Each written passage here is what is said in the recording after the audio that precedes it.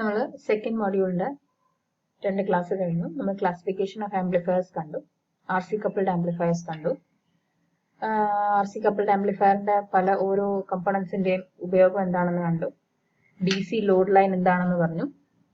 ഇനി നമ്മൾ നോക്കാൻ പോകുന്നത് എ സി ലോഡ് ലൈൻ എന്താണെന്നാണ്. Okay, concept of what is AC load line, the difference between DC and AC load line, അതായിരിക്കും നമ്മൾ പഠിക്കാൻ പോകുന്നത്. അപ്പോൾ ലോഡ് ലൈൻ എന്ന് പറഞ്ഞാൽ എന്താണ്? It is A relation between the collector emitter voltage and the collector current. That is the relationship between VCE and IC. അതിന്റെ തമ്മിലുള്ള ഒരു റിലേഷൻ ആണ് ലോഡ് ലൈൻ എന്ന് പറയുന്നത്. അപ്പം അതൊരു ലീനിയർ ഗ്രാഫ് ആയിട്ടാണ് നമുക്ക് കിട്ടിയത്, അല്ലെ? The relationship between collector emitter voltage and collector current is linear. It is represented by a straight line on the output cara giving the relationship between VCE and IC, and this is known as the load line. There are two types of load line, namely DC load line and AC load line.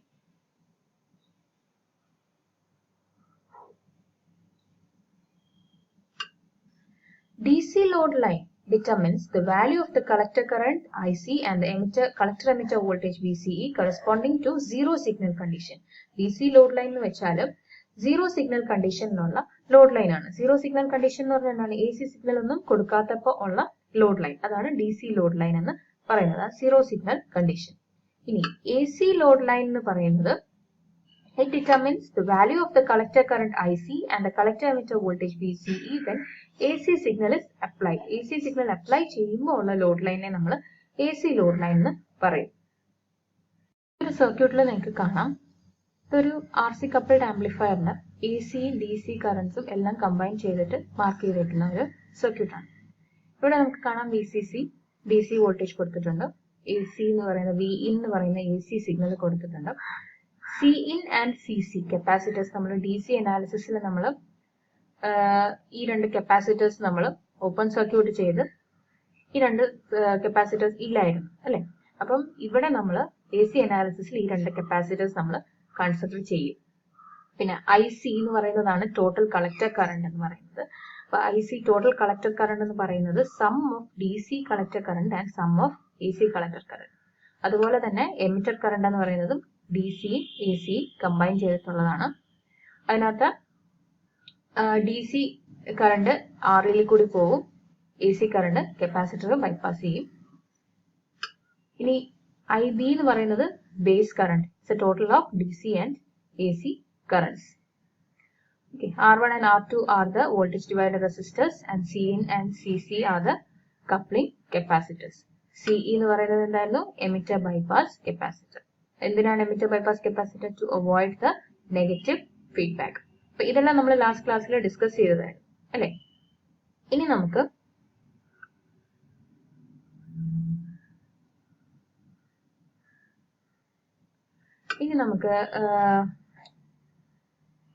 ഇതിന്റെ ഒരു DC equivalent circuit ഒന്ന് വരയ്ക്കാം. ആദ്യം transistor വരയ്ക്കാം.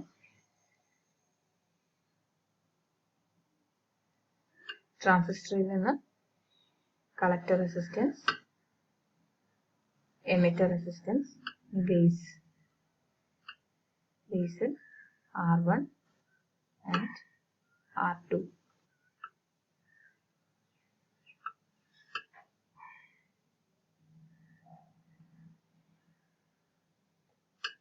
നമുക്ക് VCC എന്ന് പറയുന്നത്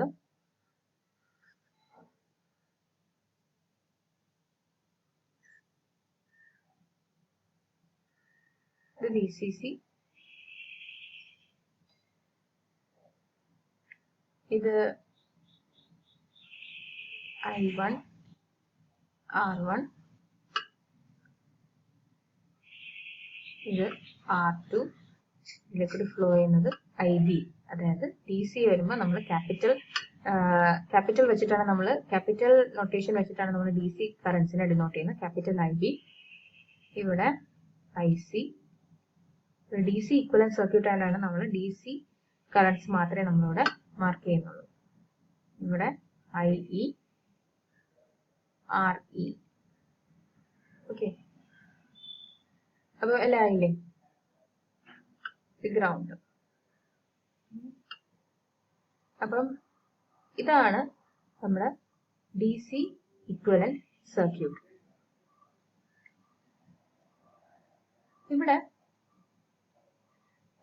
capacitance നമ്മൾ ഓപ്പൺ സർക്യൂട്ട് ചെയ്തേക്കുവാണ്. കപ്പാസിറ്റൻസ് ഓപ്പൺ സർക്യൂട്ട് ചെയ്തേക്കെന്ന് പറയുമ്പോഴത്തേക്കും XC എന്താണ്? XC is equal to capacitive reactance എന്ന് പറയുന്നത് 1/2 pi FC. ഇപ്പൊ DC എന്ന് പറയുമ്പം ഫ്രീക്വൻസി എന്താണ്? Frequency is 0. So what will be XC? XC is equal to 1/0 is equal to infinity. അല്ലെ?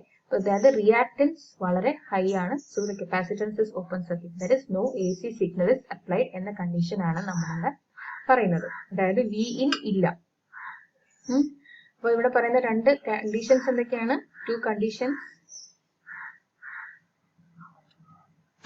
Two conditions are open circuited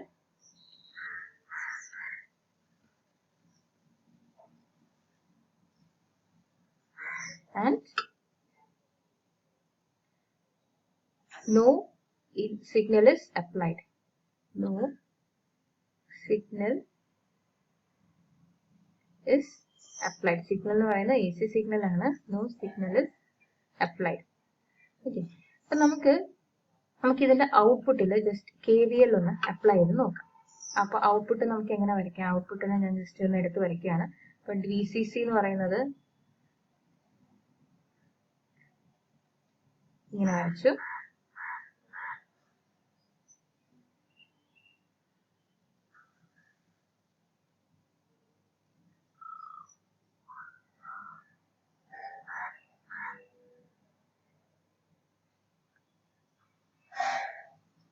VCC, പിന്നെന്താ ഉള്ളത് ഔട്ട്പുട്ടില്? RC, പിന്നെ കപ്പാസിറ്ററിന്റെ ട്രാൻസിസ്റ്ററിന്റെ VCE, പിന്നെ RE, RC. ഇത്രയാണ് നമുക്ക് ഔട്ട്പുട്ടിലുള്ളത് അല്ലെ? അപ്പൊ നമുക്ക് ഈ ഔട്ട്പുട്ടിലെ ഇക്വേഷൻ നമുക്ക് എങ്ങനെ എഴുതാം? ഔട്ട്പുട്ട് ഇക്വേഷൻ ഔട്ട്പുട്ടിൽ KVL അപ്ലൈ ചെയ്യുമ്പോൾ ഉള്ള ഇക്വേഷൻ നമുക്ക് എഴുതാം. This is VCC. ഇവിടെ നിന്ന് ഇങ്ങനെ പോവാം. ഇത് നെഗറ്റീവ് ടേമിൽ. ഇവിടെ നിന്ന് ഇങ്ങനെ നമുക്ക് മേളിൽ നിന്ന് താഴോട്ട് പോവാം. അപ്പം മേളിൽ നിന്ന് താഴോട്ട് വരുമ്പോൾ പ്ലസ് VCC. ഇവിടെ എന്താ? IC. ഇവിടെ IE. ഓക്കെ, റെസിസ്റ്ററിൽ എങ്ങനെയാ? +2 മൈനസ്. ഇവിടെയും പ്ലസ് മൈനസ് VCE ആണ്. VCE എന്ന് പറയുന്നത് പ്ലസ് മൈനസ് ആയിട്ട് നമ്മൾ എടുക്കുന്നത്. അപ്പൊ VCC minus ICRC minus VCE minus IERE. അതാണ് നമ്മുടെ output equation. Is equal to 0. Okay, ഈ ഇക്വേഷനെ നമ്മളൊന്ന് റീഅറേഞ്ച് ചെയ്ത് നമ്മൾ നമുക്കിവിടെ ICയും VCയും തമ്മിലുള്ള റിലേഷൻ ആണ് നമുക്ക് കണ്ടുപിടിക്കുന്നത്. അപ്പൊ നമ്മൾ ഇതിൽ നിന്ന് ICയുടെ ഇക്വേഷൻ ജസ്റ്റ് ഒന്ന് കണ്ടുപിടിക്കാൻ പോവുകയാണ്.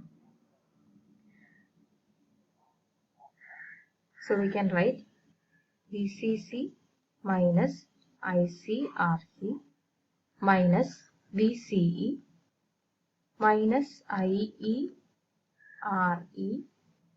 is equal to 0. So we can write VCC is equal to ICRC plus VCE plus IERE. So common emitter configuration, for common emitter configuration, IC is almost equal to IE. Common emitter configuration അങ്ങനെയാണ്. IC is almost equal to IE. So we can write VCC is equal to VCE plus IC into RC plus RE. ഇവിടെ IE ക്ക് IC എന്ന് കൊടുത്തു. അപ്പോൾ IC common എടുത്തു, RC plus RE എന്ന് എഴുതി. So from this we can write IC is equal to VCC minus VCE divided by RC plus RE. ഇങ്ങനെ എഴുതാം. അപ്പോൾ ഇതിനെ ഞാനൊന്ന് സ്പ്ലിറ്റ് ചെയ്ത് എഴുതുവാണ്. VCC by RC plus RE minus VCE divided by RC plus RE. അപ്പോൾ ഇനി നമുക്ക് load line plot ചെയ്യാം. ലോഡ് ലൈൻ എങ്ങനെ പ്ലോട്ട് ചെയ്യുന്നത്? നമ്മുടെ ഔട്ട്പുട്ട് ക്യാര എന്ന് പറയുന്നത് ഇങ്ങനെയാ.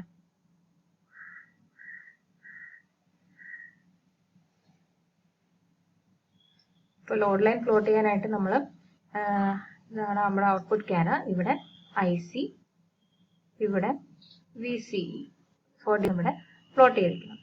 ഇത് കട്ട് ഓഫ് റീജിയനും ഇത് സാച്ചുറേഷൻ റീജിയനും ആണ്. ഒരു റീജിയൻ ആയിട്ട് നോക്കാം. സാച്ചുറേഷൻ റീജിയൻ ആദ്യം എടുക്കാം.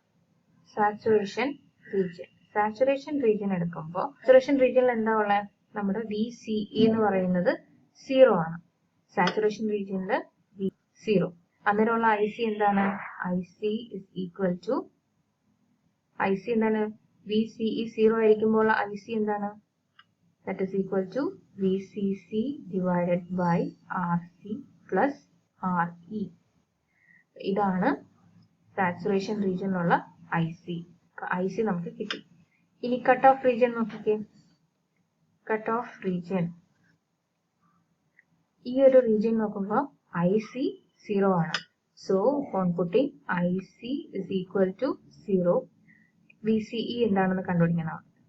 VCE is equal to എന്താണ്? VCE എന്ന് പറയുമ്പോൾ IC 0 ഇട്ട് കഴിയുമ്പോൾ ഇവിടെ VCC by RC plus RE വരും. ഈ രണ്ട് ടേം ക്യാൻസൽ ആയി പോകും. So VCE is equal to VCC. അപ്പം കട്ട് ഓഫ് റീജിയനിലും സാച്ചുറേഷൻ റീജിയനിലും, അതായത് VCE 0 ആയിരിക്കുമ്പോൾ ICയും IC 0 ആയിരിക്കുമ്പോൾ VCയും നമ്മൾ കണ്ടുപിടിച്ചു കഴിഞ്ഞു. അപ്പോൾ അത് നമുക്ക് ഫിഗറിൽ മാർക്ക് ചെയ്യാം.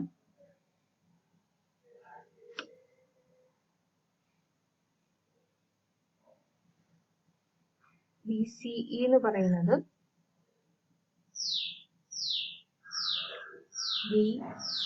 VCEQ, അതായത് VCEQ യൂസർ പോയിന്റ് കണ്ടുപിടിക്കാൻ വേണ്ടിയുള്ള ലോഡ് ലൈനിനുള്ള ഈ point VCEQ is equal to VCC and IC എന്ന് പറയുന്നത് VCC by RC plus RE. ഈ രണ്ട് ലൈനും കൂടി ജോയിൻ ചെയ്യുന്നതാണ് DC ലോഡ് ലൈൻ. ഓക്കെ,